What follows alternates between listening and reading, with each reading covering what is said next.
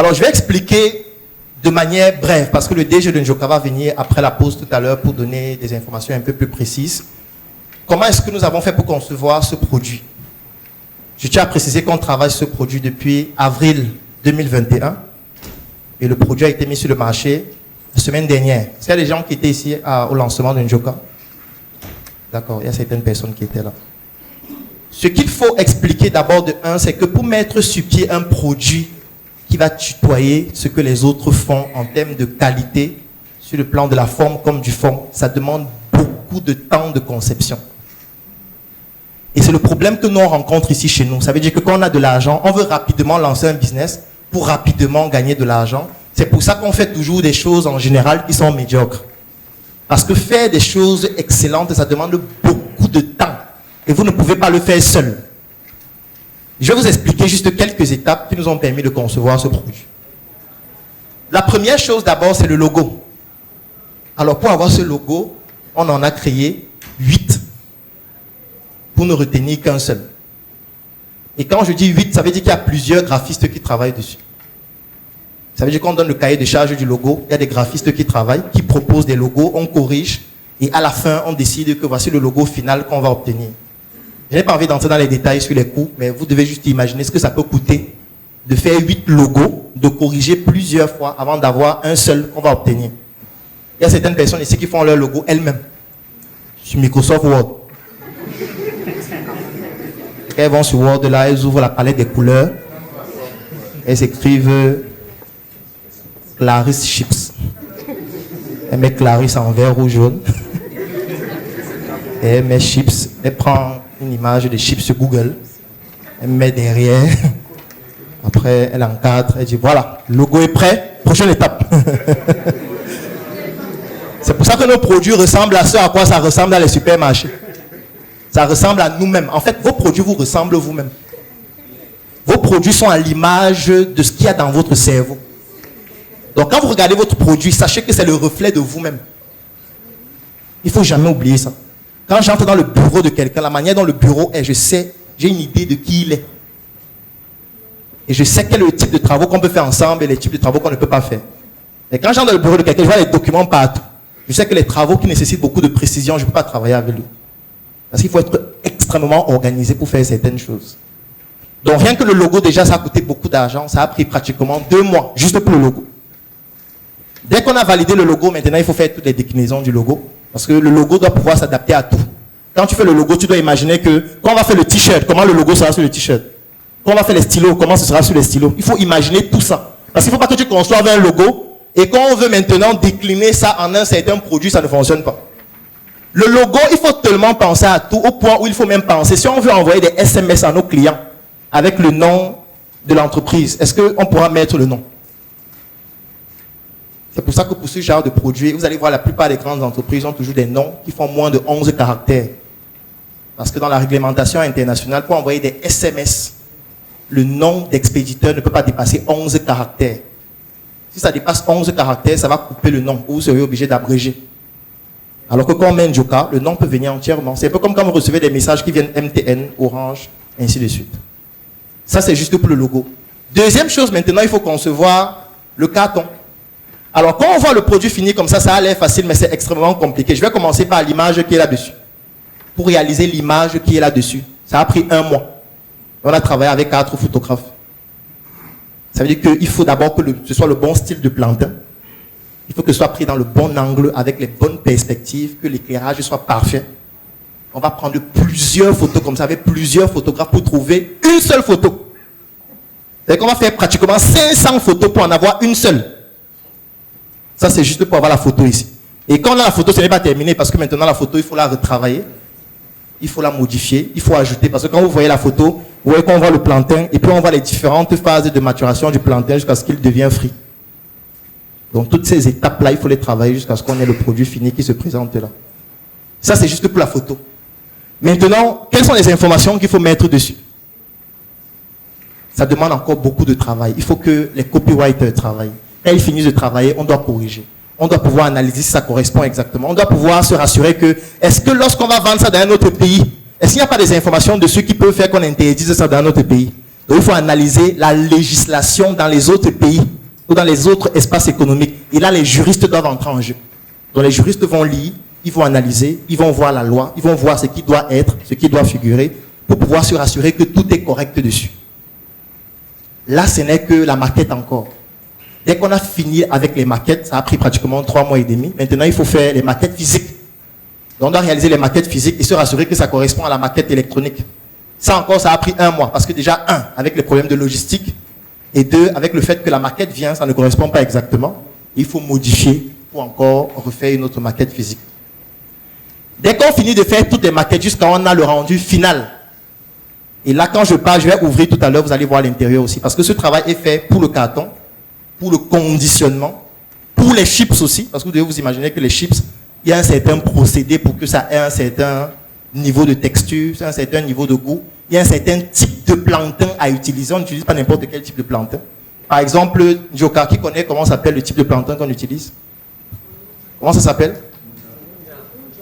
Le Big Ebanga. Et c'est l'un des plantains les plus chers du marché.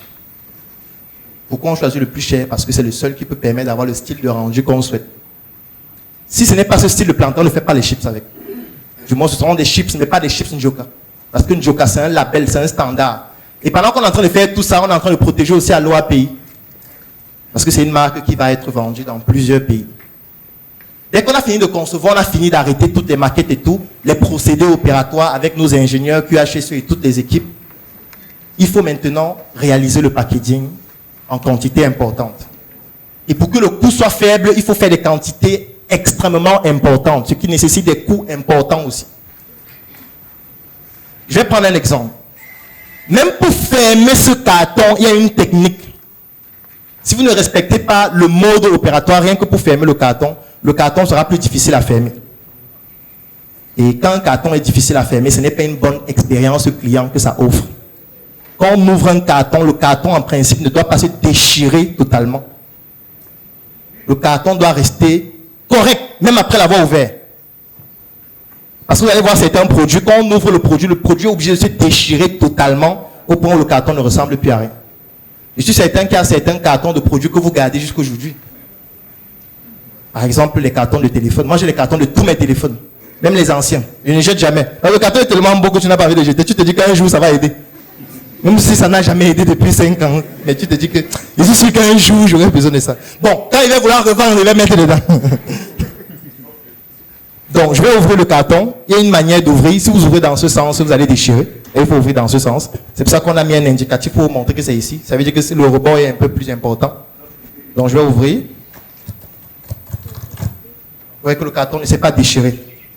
Ça ne s'est pas déchiré parce qu'il y a une façon de coller. Si vous ne collez pas exactement de cette façon, quand vous ouvrez le carton, se déchire totalement. Donc, maintenant, je vais ouvrir le carton. Alors, à l'intérieur du carton, on a deux choses. On a d'abord, oui. Donc, à l'intérieur du carton, on a d'abord la lingette. C'est un produit agroalimentaire. Il faut se laver les mains avant de manger.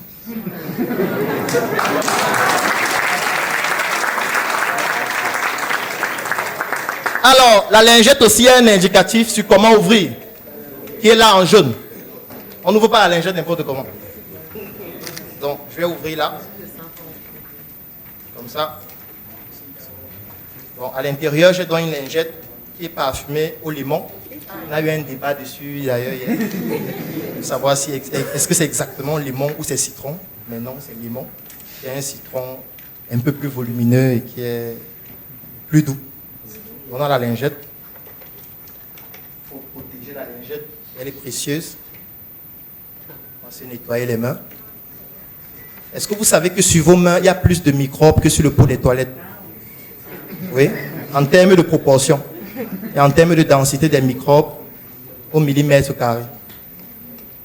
Donc, vous devez faire plus attention à vos mains qu'au pot des toilettes. Un coucou aux gens qui ne se lavent presque jamais les mains. Un coucou aux gens qui se grattent des endroits spécifiques et qui, quelques minutes après, saluent leurs amis. Alors, maintenant, on va ouvrir. Il y a un sens pour ouvrir, bien évidemment. Pour enlever, je veux dire. Là, maintenant, on a le conditionnement. Donc, les chips sont dans ce conditionnement Joka. Alors, le conditionnement, vous allez remarquer qu'il y a le logo qui est brandé dessus et puis on a le logo en grand là. L'ouverture, c'est ici. On n'ouvre pas en bas. Parce que si vous ouvrez en bas, ça sera plus difficile à ouvrir. Donc, vous ouvrez là, pour que ce soit plus simple. Et là, vous pouvez juste agrandir l'ouverture. Et comme on s'est déjà bien nettoyé les mains, on a les chips à l'intérieur.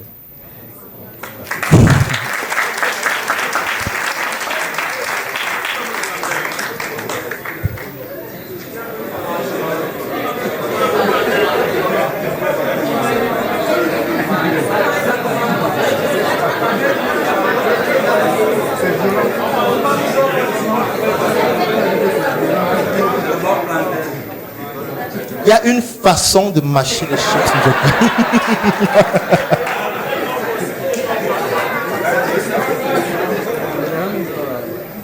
En réalité, peut-être ça peut paraître amusant, mais vous devez vous imaginer que pour faire un produit pareil, qui n'est pas encore parfait, parce qu'hier encore, on faisait des remarques qui tenaient sur 3 pages.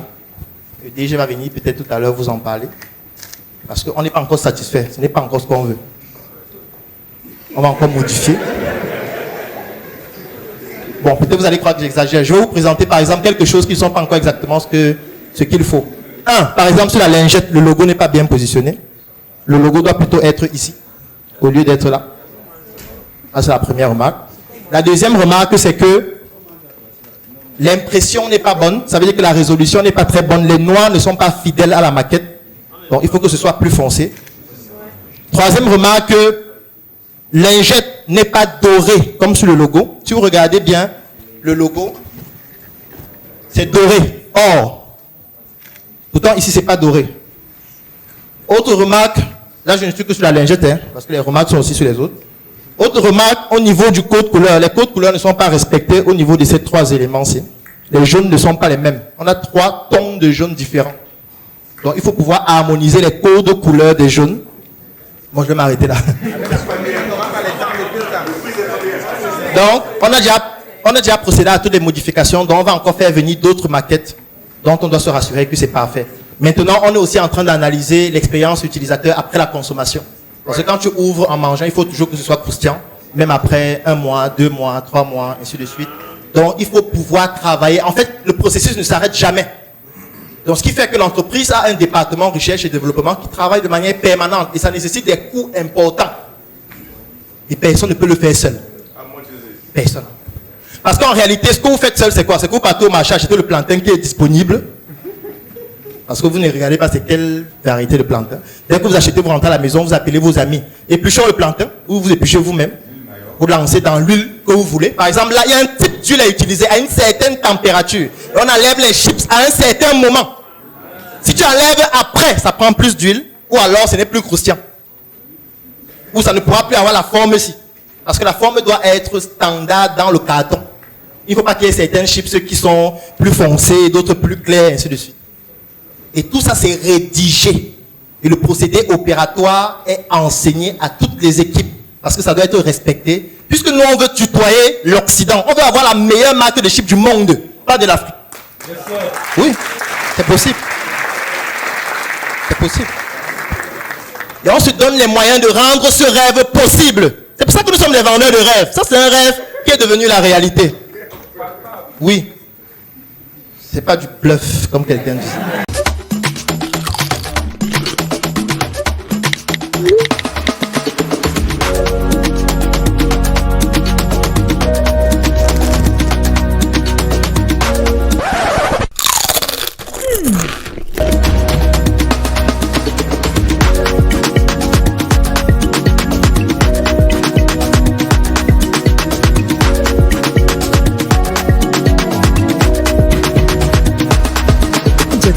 Savourez la joie de vivre à chaque croc. Disponible dans tous les supermarchés.